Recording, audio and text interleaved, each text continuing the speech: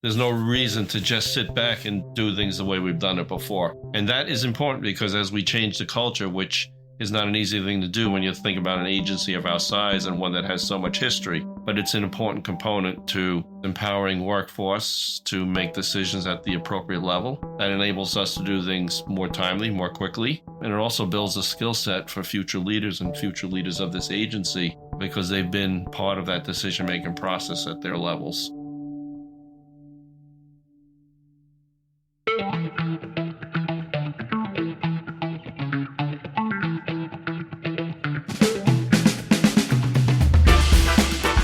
Welcome back to another episode of Spilling the Tea, the podcast that takes you behind the scenes of the MBTA. I'm your host, Andrew Cassidy of the MBTA's Customer and Employee Experience Department. To kick off our first episode of 2024, we are joined again by MBTA General Manager and CEO Phil Eng. In this episode, we'll look back at 2023, how the year unfolded, the surprises, the challenges, and the victories. We'll dive deep into what worked, what didn't, and the invaluable lessons learned. But that's not all. We'll also look ahead to 2024 and explore how last year's experiences and insights will inform the coming year. What can riders and employees expect? What developments lie ahead? Let's get started and welcome General Manager Phil Eng to Spilling the Tea. General Manager, it's a pleasure to have you back on the show. Let's start by reflecting on 2023. Your first calendar year as General Manager and CEO of the MBTA. From your perspective, how did the MBTA do? Well, when you look back at 2023, I think what we've seen is that we're an agency that is changing. We're an agency that is looking forward. And at the same time, we do look back to see where we've been and what we need to improve on. But you can see that we are now starting to focus more on delivering results. We're focused on fulfilling what we've told the public, and that's restoring our system back to a reliable system, improving travel times, giving people back time in their day, but also giving them a system that, as we continue to rebuild, they will see as more and more reliable, allowing them to better plan and use the system as they want to and need to. Any specific call-outs or projects that you're particularly proud of? Well, I think it's all tied together. Some of the initial things, just in terms of how I wanted to look at the agency is where are our internal strengths? Where can we improve?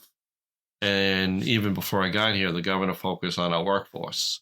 For us to be able to deliver, we need to rely and have internal capabilities. And I'm proud of what the team has done, our administrative team, our HR team, and even all the teams that support with regards to bringing on board and training and selecting the candidates that we hired. And when you talk about having record hiring numbers and getting us back to where we have some breathing room in terms of being able to better plan and use our workforce, that's fantastic. And that's big in terms of providing service, doing repairs, and building our workforce for the future.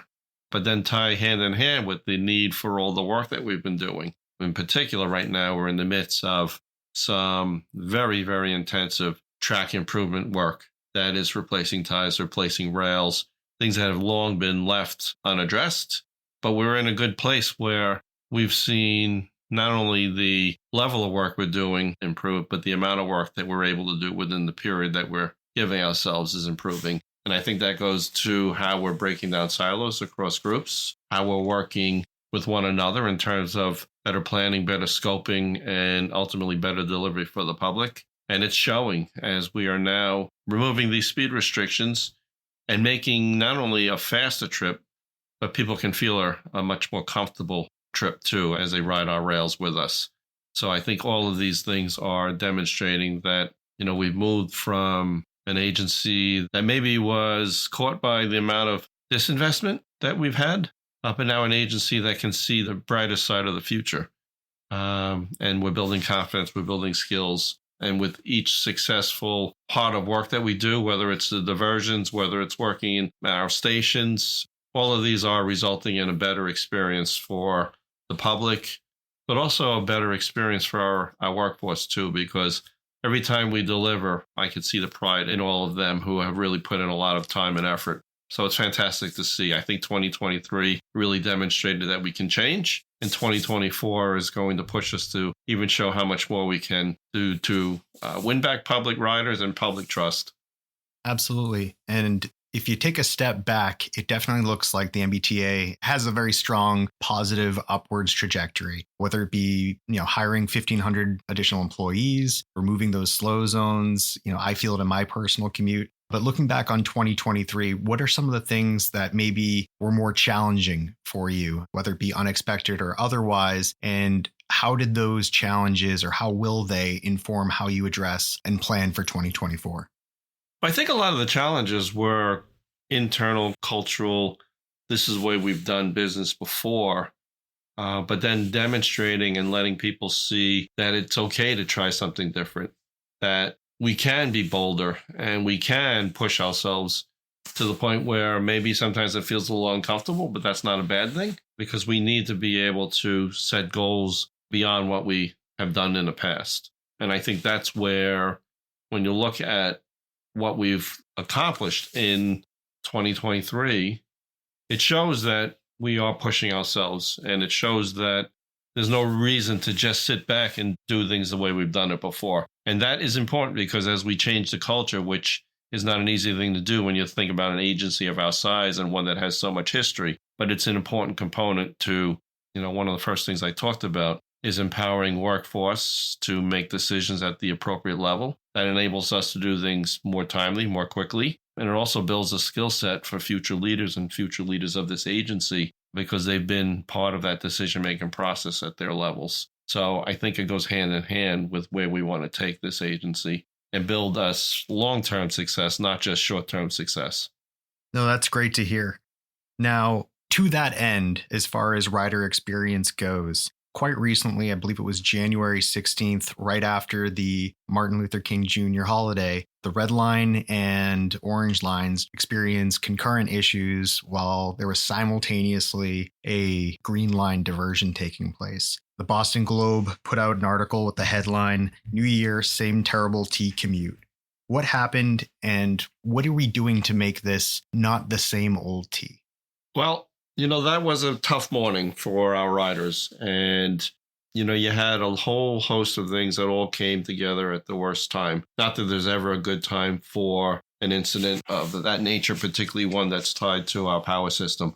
But it was indicative of the age of our system. It was indicative of the design of our system as well. And it shows just how important the work we have moving forward is going to be. But that was due to a power cable that was adjacent to the red line that was over 40 years old, we ended up finding out. It was due to the insulation likely being old and cracked, and as a result, causing the fire along that cable line.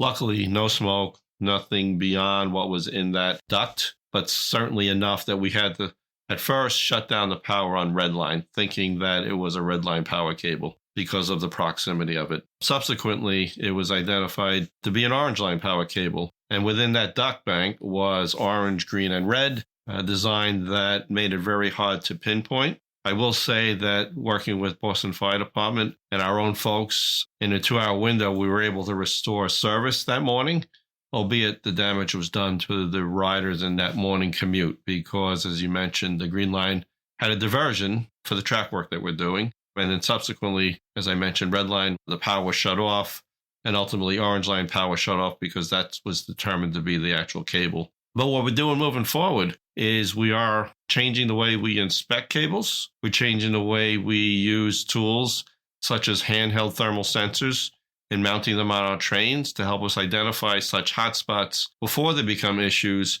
allowing us to replace and fix our aging cable infrastructure. And at the same time, as we look into the capital investment plan for the next 5 years, we will make sure that we take a look at how best to start replacing our power systems as well and upgrading them so these types of situations don't happen as frequently. And that goes hand in hand with proper inspections, being more proactive with repairs, and then ultimately setting up a program where we start to reinvest and replace and upgrade our power systems. So that's all part of how we intend to improve service, improve reliability, and ensure safety. And it's not just a track program, but it's our power program, it's our signal program, tie in all the station work that we're doing. We're not going to lose sight of the fact that we need to not only rebuild our system for the riders that use it today, but we need to build and plan for a system that's going to encourage and empower the Commonwealth to continue to be the economic engine that it is. And I think that's kind of a testament to the changes that you're making. Obviously, it's a big situation to grapple. Unfortunately, certain things cannot be addressed immediately as far as fixing everything. But those changes that you're making as far as how people are inspecting, looking for things, those are things that can be implemented rapidly and hopefully help address this. Which brings me to my next question, which is, you've been called out several times for being kind of a new era of the MBTA and just having a different approach to how you're handling the organization. What makes you different, or what uniquely qualifies you as the leader of the MBTA that's different from leaders of the past? Well, I don't know if I compare myself to how I'm different from others. I will say what I'm looking to do myself is to build a strong team here. And it's not just one person. It's not just me. It's all of my leadership team, but it's every level of the organization from top to bottom that I'm looking to put in positions to succeed, making sure they have the right training, the right skill sets, and the openness and transparency across levels that is important for us to all know, so myself and others can help tackle those problems, right? If we are working with one hand tied behind the back because we need certain expertise, certain training, certain equipment, then we need to speak up. And that's what we're really encouraging everyone to do. It's the way we improve. It's the way we build for the future. And the real goal is not to just set up a team short term. It's for me to be able to set up a team that is really, really strong long term. And that means future leaders, not only identifying them, but getting them set up for success as well. That's the key. I think what we're seeing, whether it's the track work, whether it's the service planning, it's all of the functional areas coming together and working across those boundaries and not being in individual towers that perhaps don't always pick up all that needs to be a successful agency. I don't like to compare myself to how others have done it. All I want to do is to lend the notion that my goal has always been to be identify problems, find solutions, don't let tough days set us back, and really focus on building a strong team where we're all working together for a common good. And that's providing the public with that safe, reliable, robust service that they deserve, and building for a system that's going to serve the Commonwealth for many generations to come. That's an excellent philosophy. And I really appreciate your calling out the fact that this is a team effort. You've brought on a lot of individuals. Can you speak a little bit to the people that surround you now who are working side by side with you to make these changes and make these improvements to build that better T? Well, I think what you've seen with some of the folks I brought in is not just their expertise, but it's merging it with the existing expertise that is here too.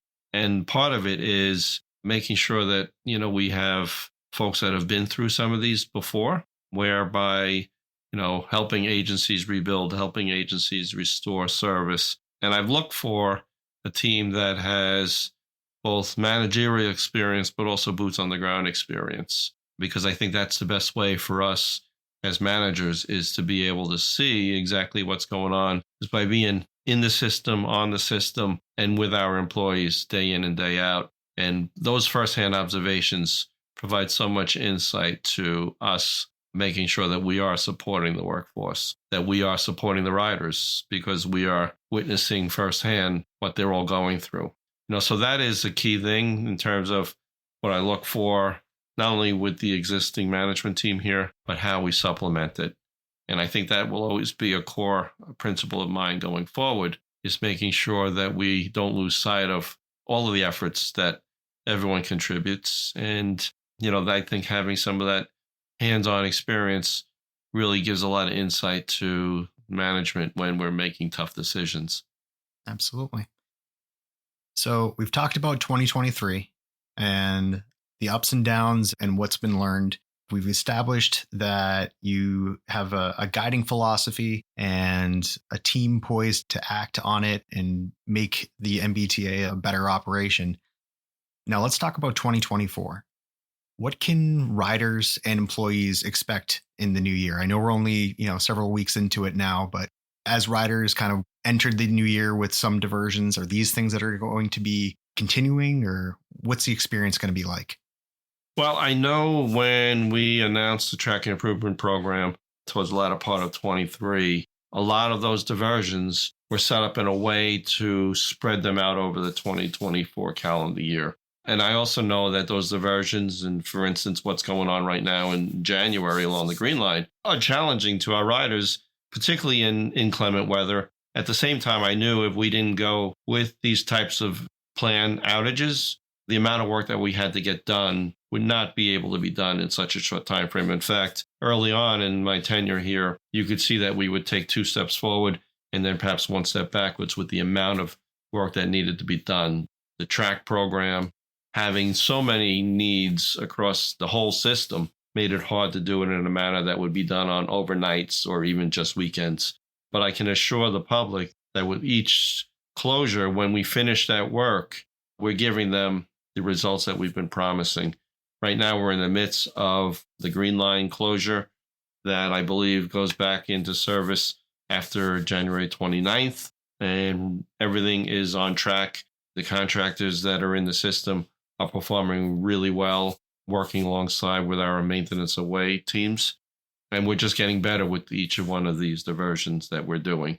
And I'm really excited for the ability to let our public start to see that despite these individual outages are challenging to them in their commutes, they will see that they will have a much better system, a much smoother ride, and that we are delivering and giving them back time in their day and giving them a much more reliable commute, in the future. So exciting for 2024, but I know we have a lot of challenges ahead still because that's just one aspect of what we need to do. We will be and have been addressing stations, cleanliness, brightness, making repairs. Little by little, those areas are being done as part of these different diversions too, because we're maximizing the outages. And I think that all goes hand in hand to the rider experience. You enter a station, if it's cleaner, it's brighter, you feel better about it. And, throw in, then the trains will be running more on time with more greater frequency. And little by little, rider confidence will come back. And I really do believe that the riders will come back too as well.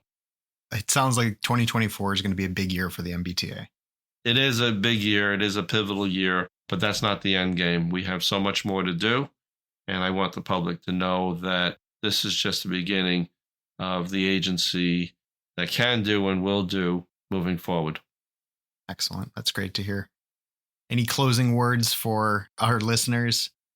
Well, I just want to say that they have been really amazing in terms of them pulling for us. The ones that I have a chance to interact with in my daily commutes have really given me a lot of self-satisfaction in terms of knowing just how important our roles are to them.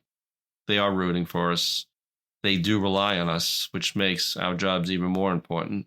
It is really a heartwarming thing to know that the hard work of the whole team here will be resulting in better serving communities, better serving people, and really fulfilling what they've been asking for a long time.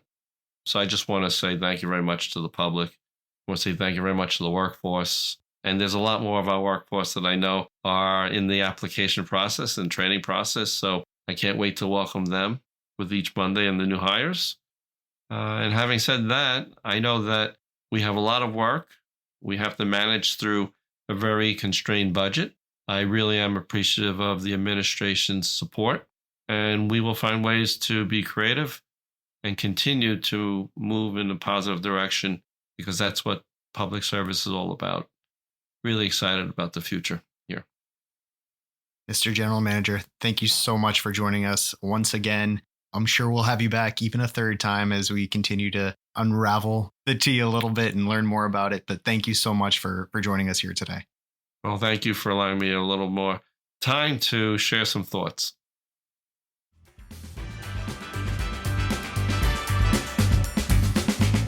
And there you have it, a look back at 2023 and a look ahead to what 2024 has in store. We want to express our sincere gratitude to the General Manager for sharing his time, insights, and vision with us today. To our listeners, thank you for joining us on this illuminating episode of Spilling the Tea. We hope you gained valuable insights into the MBTA's journey and what to expect as we move forward together. Don't forget to subscribe, rate, and review our podcast and share the episode. Your support fuels our mission to provide transparent and engaging conversations about the MBTA. If you have any feedback, questions, or ideas for future episodes, we'd love to hear from you. You can reach us at social@mbta.com. Until next time, I'm Andrew Cassidy, and this has been Spilling the Tea.